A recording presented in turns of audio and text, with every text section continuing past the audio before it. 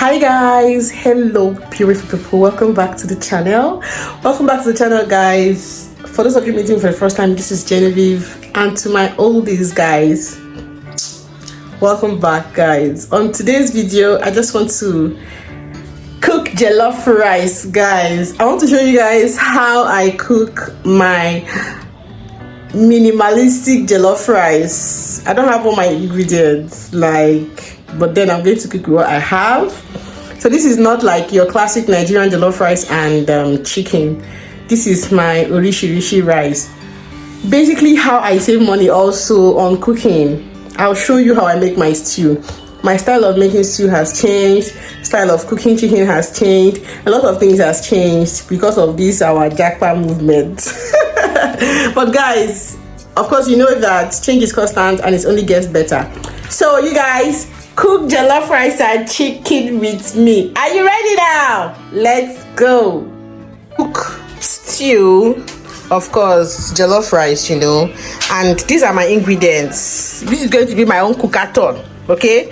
Cookathon. Go Jenny, go Jenny, go Jenny, go Jenny, go Jenny, go Jenny, go Jenny, go Jenny. Okay, so these are my ingredients guys. I have chicken here, both chicken thigh and drumsticks, and I have chopped tomatoes, and I have peeled plum tomatoes, curry powder, and because I want to also make coconut milk jollof rice, I have crayfish here. I've not made up my mind as to whether I'm going to use it.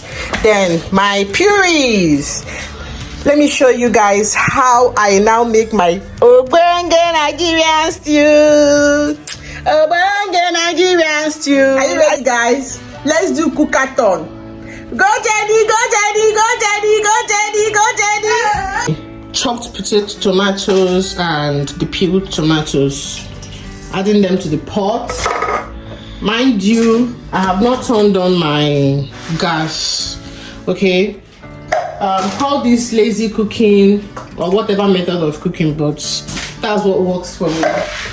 I save a lot of time, and you know, so I'm going to add this tomato puree, also known as tomato paste. Okay, I've put the tomatoes puree and I've put it to make the stew. So this is ginger and garlic mixed puree, ginger and garlic paste. Right, it's already grated and put in cube. I am a sucker for ginger and garlic, and because what I'm cooking has volume, so I'm going to put it. This is 3 cubes in one.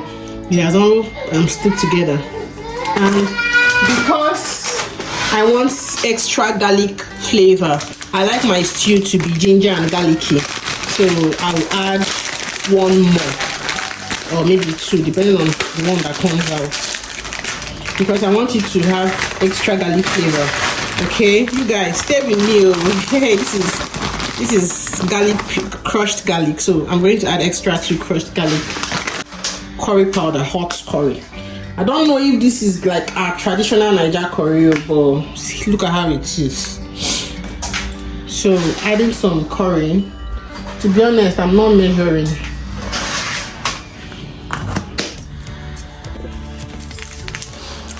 Next thing I'm adding guys, I'm adding this sachet of Benny chicken. This is the last Benny chicken I have from Nigeria. You people should send help to me.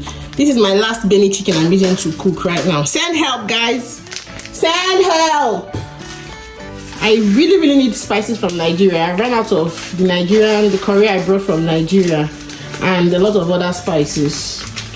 So people coming to the UK, send help to our stock cubes, right? I'm going to add quite a number of it. Stay with me, you guys, stay with me. Don't go away. Don't go anywhere. Salt. I wouldn't have added salt at all because I've not been eating salt for a while now. But my husband begged me that please, that I should please add a little salt, or maybe I should take out my own food and then add salt for them. So I'm going to just add a little salt, just a little, make it not be like say I know they. I'm going to add some basil. I will add a lot of this basil. So these are all herbs. Parsley, Rosemary. I would have also added some thyme, but I just realized that mixed herb, just add a little more of it. This one is now being extra. You guys, I've put all the ingredients that I need. Basically, I'm going to continue to add more ingredients as I go. Okay, and I have to make this to be very spicy because I've not introduced the trick in this yet. So I'm going to add my pepper, lots of pepper, and then I'll add my chicken. You guys, this is my chicken. What this meal does is it saves you time, a lot of time, and you get to, you know, cook a lot of things at the same time. For the taste, I'm not going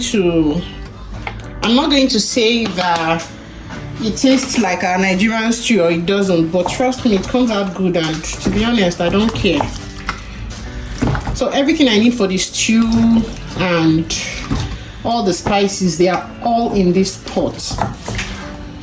So I'm mixing that all together. Some of them are still frozen and they wouldn't even start cooking until I turn on the gas. So I've turned on the gas now. I'm going to allow this to cook on medium heat because I don't want it to burn. Hot. Okay. To add my onions. So here we go. Onions in. You guys, let's check how our stew has been doing. I've been opening it and turning it, so but I forgot to record. So I usually reduce the heat of the gas whenever I want to check the stew. So you can see that the stew is not completely dry, do you get? But I want to take out my chicken now. Okay, I want to take out my chicken now, and then the rest of the cooking will be completed in the oven.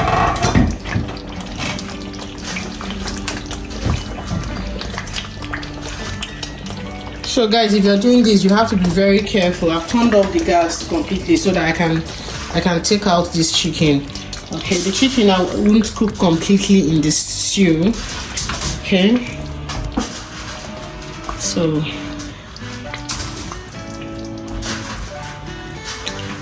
with this, I have my chicken stock in here. Agree with your ancestors. I have my chicken fairly spiced, I must say, because it won't be so spicy, you know, and I really don't mind, guys. I really don't mind. Here is my chicken, and I'm going to pop this chicken into the oven right now so that it will dry and cook completely the way I like it. And whilst that is happening, I'm going to continue cooking my stew because the stew is not done yet. So I'm going to continue cooking the stew so it will dry up properly and the oil will be, you know, separated. You'll see the oil separately. It's remaining small.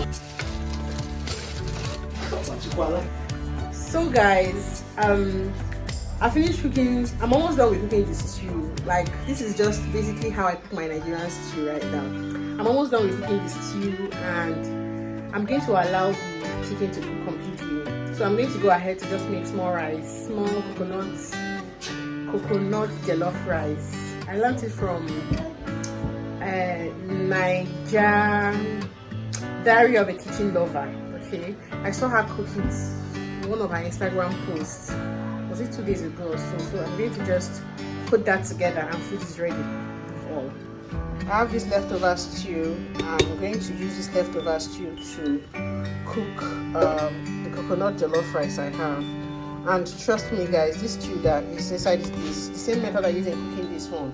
That's what I use in cooking this one, but it was with chicken wings, and the chicken wings has finished. And we're kind of tired of this stew.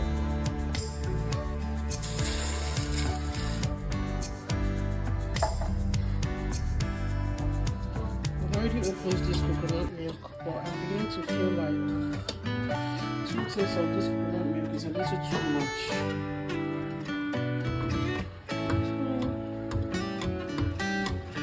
Rice is almost done. You guys, can you see this? My Nigerian stew is ready. Look at that.